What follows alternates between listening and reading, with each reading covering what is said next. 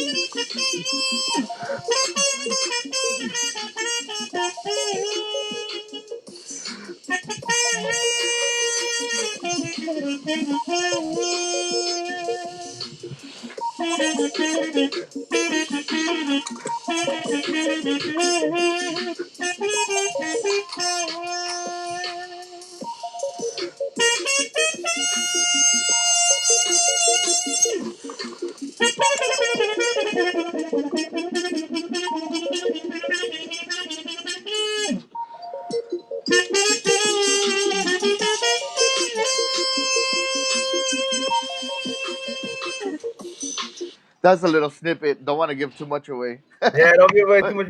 Hey, so obviously you've been playing the horn for a minute, and also you've been making beats from it. So which came first? um, well, trumpet came first. I mean, what came first was listening to my father play music. You know, when I was a little kid, when I was a baby, he used to compose music, and I would hear him sing, and he actually grew up in. My father grew up in Mexico, and he would hang out with cats like Los Freddys, Los Angeles Negros. Like he would, like be a roadie, and then that's how he got inspired. And he was actually a songwriter, and so when I was a baby, I would listen to my dad write music, write songs, and then I picked up the guitar for a little bit, and then he would accompany me with the guitar, and that's how I got started. But then after after that, I started elementary school. I was maybe like 3, 4. That's where I picked up the trumpet when I was like 4 or 5, very little, and I went to school in the LAUSD system. I went to Ford Boulevard Elementary School. Then after Ford Boulevard, I went to Griffith, and then after Griffith, I went to Garfield. So I picked up most of my music during school time. Starting from elementary all the way to middle school and all the way to high school, and I haven't stopped ever since. So I've been playing the trumpet for a very long time, 20, 30 years. So it's great. I mean, I love it. I love music. Love it. Yeah, yeah. And so when did the more kind of like electronic elements start coming into when you started to combine those kind of things? When did that first cross your mind? Um, Honestly, different influences. I like all kinds of music. Um, I mean, it's just there's so much you could do with music, whether it's hip hop, dance music, jazz, reggae, ska, punk. Like, music has endless things you could do to it. So, I mean, some of my inspirations are like cats like Jimi Hendrix, Miles Davis. I actually have them tattooed on my skin. I have Jimi Hendrix right here. I don't know if you guys could see that. Yeah. Jimi Hendrix. I got Miles Davis somewhere in the back. Well, see, I can't see Miles. I don't know. Let me see. Oh, there he is. There you go. You Yeah, see him? yeah, So it's just like those type of artists are the ones that I gravitate towards because they just give, like, excuse my language, but they give zero fucks of what the musical boundaries are. Um, yeah, I listen to a lot of like Miles and Hendrix, and they don't stick to one style. Like they kind of they evolve with every album they did. They evolve, and that's pretty cool. And there's a lot of musicians that are doing that nowadays, which is great. They're expanding their sound, which is great. I mean, the more you expand your sound, different the different avenues you could gravitate towards, and there's just endless possibilities with that. So I love a lot of like hip hop music too. Dr. Dre, Snoop Dogg, even some of those tracks have a lot of trumpet and trombone, um, which is pretty dope. Like I've always one of my things on my to do list, hopefully before I die, is to play, for maybe like a Dr. Dre track or yeah. Snoop Dogg. You know what I mean? But you There's know just what happened though is they'll probably want you to come in and do the like the tres delincuentes, the like dude. I mean, you hear brass instruments in all kinds of music, like yeah, hip hop, rock, jazz, ska. You know, there's just so much you could do with, and it's kind of funny because the first time I started with music in elementary school, I wanted to play the violin, but there was no more violins in school in elementary. There was no, like all the violin slots got filled, so I had to choose from I think it was like the trumpet, the trombone, and the flute. So I kind of did like a eeny meeny miny mo when I was a little kid, and I picked the trumpet, and I've stuck to it for like 20, 30 years. So that's kind of crazy. yeah. I mean, can you imagine if you the I know. whole different life? Yeah, yeah, but I mean, with any instrument, you could kind of find your groove. Yeah, With any instrument, you could find your groove as long as you're passionate enough to create and be involved in certain projects. Be open minded and just let yourself create. It's so much you could do with music. You yeah. know. So what's your favorite Miles album? Um, it's crazy, man. I don't have one. I mean, I like oh, maybe you know what? I'm gonna say "Bitches Brew." Have you heard that one? Yeah, I've heard it, but I've heard Um, that one. But bi- very bi- very like just in passing. I mean, the ones I really listened to were I'm sure you have you kind of heard. blue and Yeah, kind of blue. Kind of blue is a Sketchy class. Paint. Kind of blue is a classic. It's dope. It puts you in a state of mind where it's very soft and jazzy, and it's like jazz perfection. And I'm sure a lot of jazz musicians have that one on their top 10. You know what I mean? Yeah, Um, but there's this other album that I just mentioned called Bitches Brew. yeah. It's fucking crazy. Like it's nuts. It's just nuts. Have you seen that movie called Have you seen that movie called Damn it, what is it called? The one where Miklo comes out and Blood In Blood Out. Have you ever Blood and seen Blood Out. Yeah, yeah, yeah, Have you seen that movie? yeah, yeah. There's a scene where I forgot his name, but this guy that was doing a painting The one in on in heroin. Yeah, and while he's doing a painting, I don't think it's Bitches Brew, but there's a style of music in the background while he's painting, and I think I don't know, he might be under the influence of heroin or something. But there's a style of music in the background. It's kind of like Bitches Brew. It's just chaotic, yeah. but it's kind of beautiful. You know what I mean? It's So like it's like that jazz funk fusion kind of stuff, or it's well, it's crazy. It's like jazz fusion, but it's very intricate. It's just like a painting, like a Picasso. Like if you visually, like if you listen to the music and you visually try to picture how it would look in a painting. Like it's just craziness. That's that album I'm talking about called Bitches Brew. And the reason I like that Miles album is because it's pretty much Miles Davis making a statement that there's no boundaries to music. Like it just, and Jimi Hendrix did the same thing with a lot of his music. Like, you know, some of, like, the reason why I like Jimmy and Miles a lot is because if they played a wrong note, they'll fix it in a millisecond. That's what Miles and Jimmy did. So those are the kind of cats I look at. The ones that make something out of nothing. You know what I mean? Yeah, I mean, it's just, there's so many influences out there. Just yeah, so many. I mean, hip. I mean, I love so much different type of music. Hip hop. I like the Gorillas. Bob Marley. Like it's just so many different types of music that I try to absorb and try to put out there. With yeah. the music that I create. All right. Well, I want to ask you, some more questions about like the venues and how you got started and where was the first place you played, and also before you do that, can you play a little? Can we play a little more? Yeah, yeah. I could do a little something, something. Um, can I play? Can I play some covers? You play what you want, Cover? man. Yeah, yeah, yeah. I do some covers that I played when I was growing up as a little kid, playing for my tios and my tias and my mom and stuff. Yeah, this one's a cappella. Let's see if you could recognize this song right here.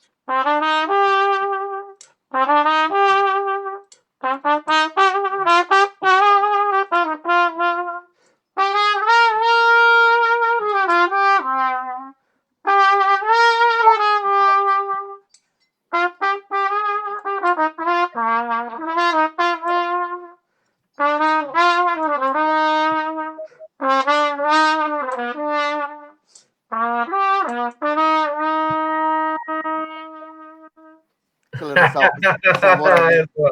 Yeah, I know, man. So with me. Yeah, Wait, so okay, so you mentioned okay, I want to get into the venues though, but you mentioned yeah, a lot about jazz and hip hop, but clearly you're influenced by a lot of Mexican music as well. I mean, a lot of yeah. music. Of course.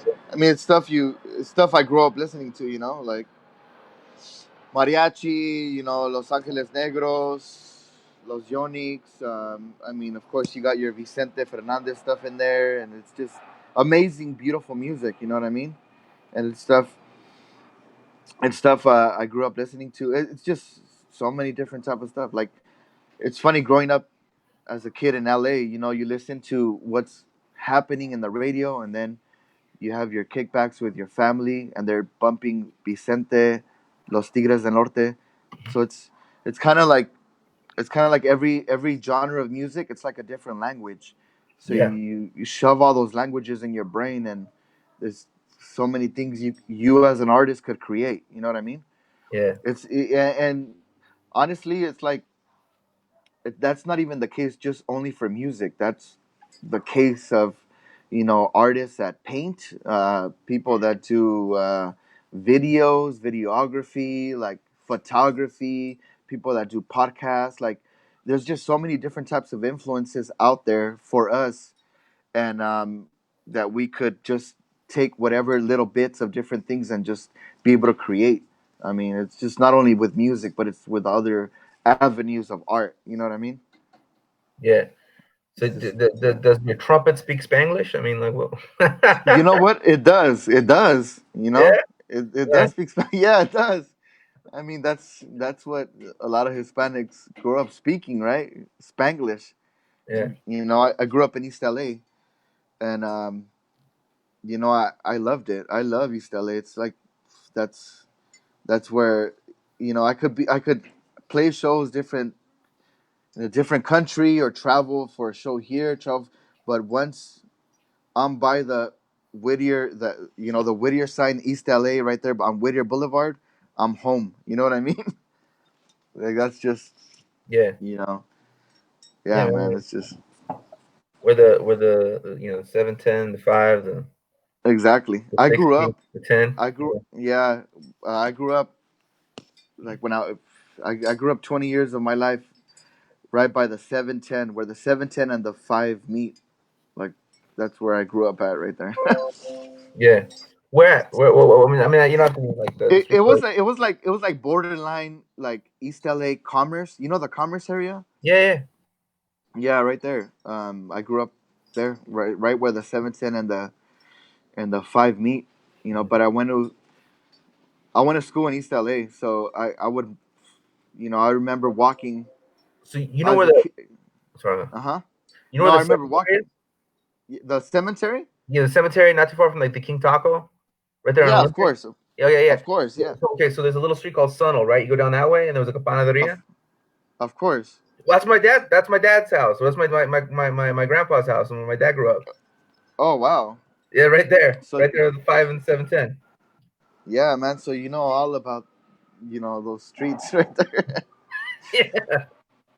Yeah, man. It's just it's crazy. Right now, I'm over here by Inglewood, by near LAX. Mhm. I mean, it's a cool vibe over here too. I'm by the you know where they're building that new Rams stadium. Yeah, Yeah, it's. I've been here for about 2 3 years, and it's a pretty cool vibe over here too. I mean, anywhere, any city near LA, it's dope. You know what I mean? Whether it's HP, Southgate, you know, you have the raza everywhere. You know what I mean? yeah. It's So you and I first met when you were doing a show. I think with I think David Romero was producing over in yeah. Pomona Uh huh. at the DBA. So like, can you give us a little like a little history of your own of yourself of the venues How and just different places you were getting your music out there? how long how long ago was that? Was it like many years ago? Jeez. I want to say like 7 or 8 years. Huh? I feel Yeah, like it like was many years ago. Maybe it wasn't that many years ago, but no, I feel like it was many years ago. maybe like 4 or 5 years ago, maybe like 4 years ago. Okay. Yeah, DBA. That's a dope spot. That's a dope spot in it's in Pomona. It's a really cool spot. I played there maybe like a few times, like 2 or 3 times. It's a cool spot. Yeah, man. I used to. I mean, I love to venture out to different cities and play anywhere. It doesn't matter if it's like downtown LA, Pasadena, you know, Riverside, Pomona, Ontario. It doesn't matter where. It's always great to explore different venues and I mean, who doesn't love music? You know, everyone needs music in their life, and it's if an artist or musician has an opportunity to spread their musical, you know, inspiration out to other cities, you know, I love to do it. You know, um, it's such a shame what's happening right now with the whole live music scene. It sucks because you know I'm pretty sure a lot of venues are suffering because obviously they have no income going towards them. So it's like you know it's crazy, man. I mean, the times we're living in right now, it's crazy. I've never seen anything like this happen, and I'm sure you could say the same thing as far as the live music scene goes, right? Yeah, no, definitely. I mean, for me, I mean, I make my money on college campuses. Yeah. So like, I don't know what it was like for you, but for me, I lost everything in like 2 days because the schools Damn. they felt like dominoes, like the colleges all closed like that. So I think clubs they look to me anyways to be more inconsistent. Like, all right, we're gonna stay open. We're gonna stay open. No, we're closing. So they handled it differently, right? But like for Yeah. me, everything was gone 2 days, like 2 days. And then like, Damn. all the Cal States down, all the like smaller schools the next day down. It was like gone. Yeah. Yeah, Yeah, man. It's crazy, and it's crazy what's going on. And I mean, I want to say for sure. I hope everything goes back to normal very soon. But I don't know if that's gonna be the case. You know what I mean? It's gonna take a while, and but I mean, there's you have to. It's unfortunate what's going on, but you have to look at the positives, and you have to see some sort of positivity happening, like as far as people jumping out of their comfort zone, doing Instagram lives or Facebook lives, or networking in different ways.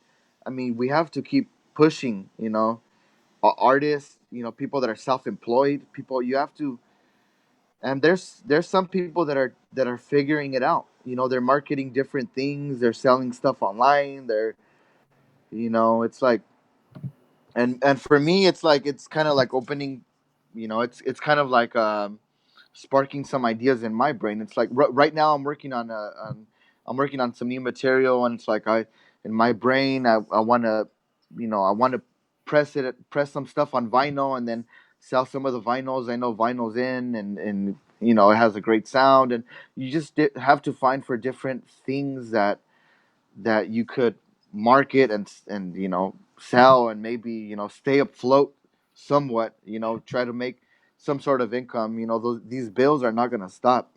Rent, our cell phone bills are, what I mean. It's like yeah, we have to find different ways to keep pushing, you know what I mean. And I'm pretty sure you're trying the best way you can to stay afloat, and find different avenues, and pushing creativity, and all this stuff. And we just have to keep going, and yeah. it's. No, no. For me, like the way I look at it is that whoever figures a way to stay ahead of the game, just in terms of independent artists, whoever figures Yeah. a way to stay ahead of the game, they're gonna be the ones that are gonna clean up.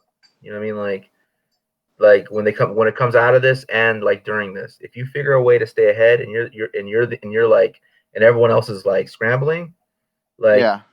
you're gonna be the one that like managed to, maybe not like thrive, but like stay afloat. You know what I mean? And Yeah. some people Yeah. figure stuff out, and like Zoom right now, like that company is thriving. Imagine investing in Zoom before this pandemic. You know what I mean, dude? And it's crazy. Like the other day, I was thinking about it. Like, how Mother's Day wasn't so long ago. Yeah, Like people that invested in 1-800-Flowers or whatever that company is. You know what I mean? the delivery Because, flowers. Yeah, yeah, dude, those stocks rose. Like, damn, these guys, like, dude, it's true. You know what I mean? Like different things like that. Imagine like the toilet paper companies, or like the hand sanitizer companies. Imagine like what's going on What with it their. is to me, man. It is when there was all those the toilet paper run. There was a toilet paper run, hand sanitizer run. But you know what? There wasn't a run on What? shampoo. Shampoo? There Yeah, wasn't. there's plenty of shampoo. So these people walking around with greasy ass hair. Pretty much. Pretty much, yeah. Yeah, you're right. You're right. Yeah, Yeah, maybe they just thought like with a regular shower they could just scrub the yeah, dirt off or something. yeah. The shampoo was fully stocked. I noticed that. I was like, you know what? Dude, I know, man. It's crazy. We're living in some interesting times, man. You know? I mean, you're really finding out people's priorities. You are, right? It's Yeah, crazy, man. yeah. Hey, It's so crazy what's is going there any way on. we can hear another song, and then hear and then find out how we can stay connected to your work? Yeah, yeah, yeah, of course. Yeah. Let me do another jam that I used to play for my uncle. This is a very cool song that I would play for him. It's called Cerezo Rosa from Perez Prado. It's like an old school, like mambo type. Jam. Check it out.